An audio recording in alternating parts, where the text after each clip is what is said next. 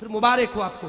اس لیے کہنا پڑے گا نثار تیری چہل پہل پہ ہے ربیع الاول، سوائے ابلیس کے. ابلیس نہیں منا رہا، ابلیس رویا تھا ربیع الاول کی 12 تاریخ کو.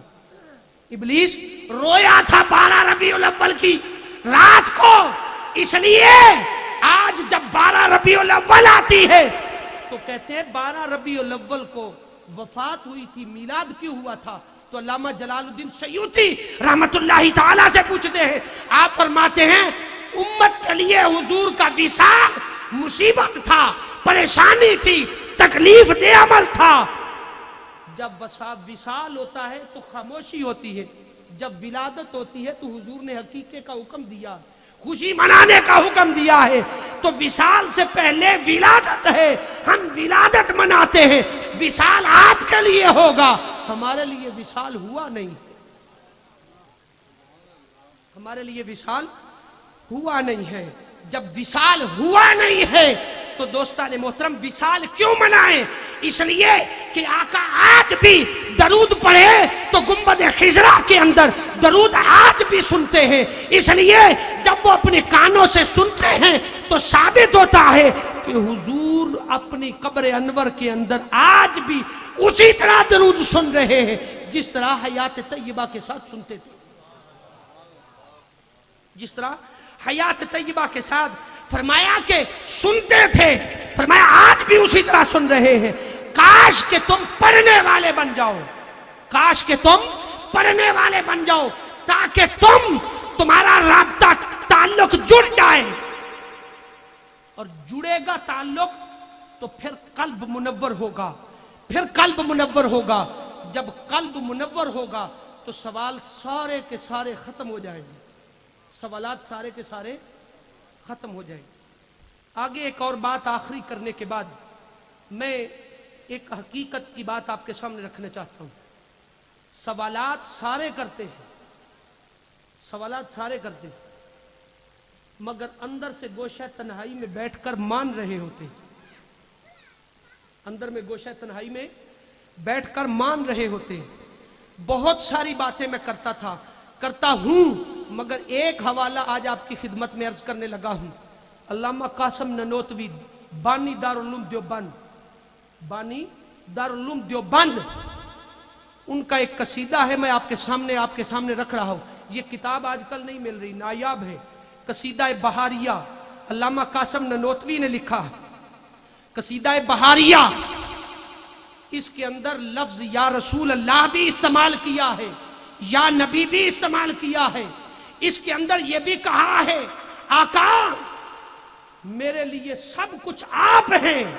اس کے اندر وسیلہ بھی بیان کیا ہے، اور وسیلہ بیان کرنے کے بعد آخر پہ جا کے بات کرتے ہیں، اور ساری بات کرنے کے بعد کہتے ہیں آقا میری بخشش ممکن نہیں ہے اس وقت تک جب تک آپ کا نالین مصطفیٰ، آپ کے نالین پاک کی شکل اپنے سر پہ رکھ کر وسیلہ دے کے جب تک آقا دعا نہ کروں اس وقت تک میری دعا قبول نہیں ہوتی. نعرہ تکبیر، نعرہ رسالت، جشن میلاد مصطفیٰ، شفاعت مصطفیٰ. یہ قاسم ننوتوی لکھ رہے ہیں. یہ کتاب ملتی نہیں ہے، میں نے ایک سے دیکھی ہے، میں بڑی مشکل سے، آج سے 1 سال ہو گیا تھا اس کے پیچھے لگا تھا، مجھے یہ پرسوں ملی تو میں فوٹو کاپی کروا کے لایا. یہ ملتی نہیں، اب بند ہوگی چھپنی، اس لیے کہ اپنا عقیدہ لوگوں تک جاتا ہے. کیوں چھاپے یہ، کیوں چھاپے یہ؟ بڑی اہم بات ہے. وہ بیان کرتے، وہ کہتے آقا میں نالان پاک سر پہ رکھ کے صبح تہجد کے وقت دعا کرتا ہوں، مولا اس نالین پاک کا واسطہ، اس نالین پاک کا واسطہ. آج گنبد خضرا سامنے رکھ کے دعا کرے نا، کہتے تھوڑا دماغ ٹھیک ہے؟ یہ تو شبیہ ہے، یہاں کیسے دیوانوں کی باتیں کر رہے ہیں؟ تو یہ کیا کوئی نالین پاک اصل موجود ہے؟ کاغذ پہ بنا ہوا نقشہ سر پہ رکھ کے وہ کہتے ہیں اس نالین پاک کا نقشہ سر پہ رکھ کے عرض کرتا ہوں مولا مجھے قاسم ننوتوی کو نہ دیکھ، میں تو گناہوں سے بھرا پڑا ہوں، مجھے نہ دیکھ، اپنے محبوب کے اس قدم کو دیکھ، نالین کو دیکھ. इसके सदके कासम ननोतवी के सारे गुनाह माफ कर दे और मोहम्मद अरबी सल्लल्लाहु ताला अलैहि वसल्लम की गुलामी अता कर।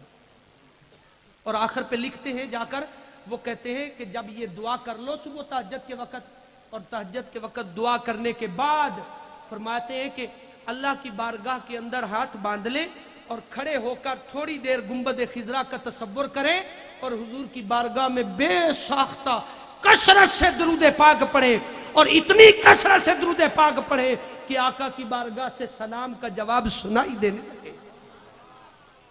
हम पर कुफर के फतवे क्यों लगाते हो? तुम्हारे अपने अकाबर ने ये बातें लिखी हैं, आपके अपने अकाबर ने ये बातें लिखी हैं, फिर इनको सुनो और कम अज कम अपने अकाबर को समझाओ, हमें न समझाओ, उन्हें कहो कि बंदे बन जाओ। वो कहते हैं कि मैंने दारुल उलूम देवबंद बनाया उस लिए था कि आका ने फरमाया था कि कासम ननोतवी यहां यहां दारुल उलूम देवबंद बनाना है, निशान लगा के दे गए। अगर उधर निशान लगा के दिए जा सकते हैं, अगर हमें ख्वाब में आ जाए तो हम पर तो बड़े फतवे लगाते हैं। दारुल उलूम देवबंद की बुनियाद कासम ननोतवी हुजूर की ख्वाब पर रख सकता है, तो हम आका का नाम नहीं लेते, हम गुरु नानक की किताब पढ़ते हैं। आओ बात को क्लोज करते हैं। जिसके लिए सारी रात बैठे हो, अभी मिधक सराई होनी है, अभी हुजूर की सना होनी है, किस लिए बैठे हो? मिलाद सजा के किस लिए बैठे हो? हजरत सैयदा आमिना के घर जब हुजूर की विलादत होती है तो सवेबा अबू लहब की लौंडी है, हुजूर की बारगाह में भेजता है अबू लहब कि जाओ मेरे भतीजे की आमद का वक्त है तो जाकर के खिदमत करो। वो सवेबा जिसका आका दो जहां सल्लल्लाहु ताला अलैहि वसल्लम ने दूध पिया है, रजाई मां है सवेबा, और वो सवेबा सुने जरा अहले बैत से मोहब्बत करने वाले, वो सवेबा ऐलान करती है जब हुजूर की विलादत हो करके तो बाहर आकर के ऐलान करती है कि लोगों मक्के वालों सुनो, आज ऐसा बच्चा पैदा हुआ है, उस बच्चे की मां जिसने उसको पैदा किया है, मैंने उस मां के हां डिलीवरी के वक्त जो हैज का खून आता है वो मैंने खून नहीं देखा, वो मैंने खून नहीं देखा। इन्नमा युरीदुल्लाहु लियुज़हिबा अन्कुम रिज्सा अहलल बैत बाद में आई है, तहारत के तज़किरे पहले है, तहारत के तज़किरे पहले है। और यही बात जब सैयदा फातिमा सलामुल्लाह अलैहा के घर पहले लख्त जिगर सैयदना हजरत इमाम हसन अलैहिस्सलाम की विलादत हुई तो आपकी दाई कौन थी? इत्तिहाद उम्मत की बातें करो, इख्तिलाफ कोई नहीं था। ये इख्तिलाफ की धड़े बंदियां मैंने और आपने की हैं। सैयदना हजरत इमाम हुसैन इमाम हसन अलैहिस्सलाम की विलादत के वक्त सैयदा फातिमा के पास जो दाई थी वो सैयदना सिद्दीक अकबर रज़ी अल्लाह ताला अन्हु की ज़ौजा मोहतरमा थी। जब विलादत हो गई तो बच्चे को उठा के ला के हुजूर की गोद में रखती है और हुजूर के कान में खामोशी से अर्ज करती है, आका मैंने एक अजीब बात देखी। फरमाया कौन सी बात देखी? फरमाया अजीब बात यह देखी है कि जब हजरत इमाम हसन की विलादत हुई तो फातिमा को हैज का खून नहीं आया, हैज का खून नहीं आया, वो खून से पाक थी। तो आका अलैहिस्सलाम ने फौरन फरमाया तुझे नहीं मालूम ये मेरी हाल है? तो कुरान ने कहा इन्नमा युरीदुल्लाहु लियुज़हिबा अन्कुम रिज्सा अहलल बैत व युतहिरकुम तत्हीरा, अहले बैत अतहार को इन सारी पलीदियों से पाक पैदा किया है, पाक पैदा किया। हम पता नहीं कहां फिरते हैं। और फरमाया जब सुवेबा ने यह ऐलान किया तो सुवेबा ने ऐलान करने के बाद खिदमत के फराइज सर अंजाम दिए तो बाद